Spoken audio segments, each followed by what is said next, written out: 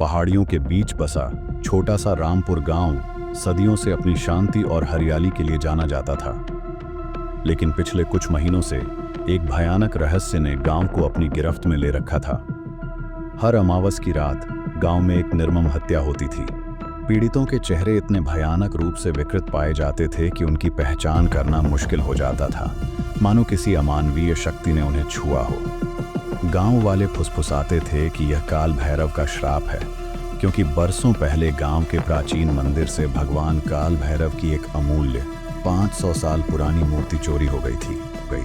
उनका मानना था कि जब तक मूर्ति वापस नहीं आती या कोई भयानक प्रायश्चित नहीं होता, काल भैरव का क्रोध शांत नहीं होगा। गांव के मुखिया राम भरोसे लाल एक पढ़े लिखे लेकिन अंधविश्वासी व्यक्ति थे। उन्होंने पुलिस को बुलाया, लेकिन स्थानीय पुलिस हर बार खाली हाथ लौट जाती थी। कोई सुराग नहीं, कोई चश्मदीद नहीं, बस हर महीने एक और डरावनी मौत। इसी बीच शहर से एक तेज तर्रार और नास्तिक पत्रकार अर्जुन शर्मा रामपुर पहुंचा। अर्जुन शहरी था और इन अंधविश्वासों में जरा भी विश्वास नहीं करता था। उसका मानना था कि हर अपराध के पीछे एक तार्किक कारण होता है।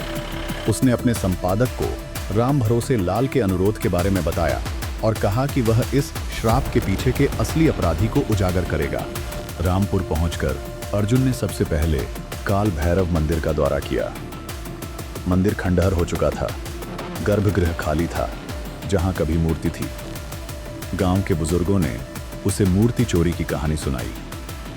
बताया कि मूर्ति केवल सोना चांदी की नहीं थी, बल्कि उसमें अष्टधातु का मिश्रण था और उस पर विशेष तांत्रिक मंत्रों का प्रभाव था, जिसे गांव के संस्थापक ने स्वयं प्रतिष्ठित किया था।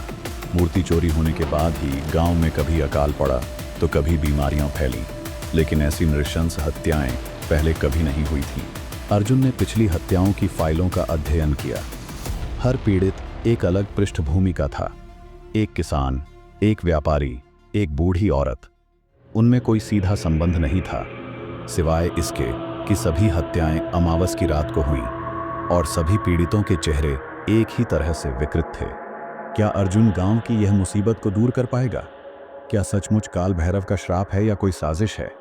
जानने के लिए बने रहिए इस कहानी के साथ।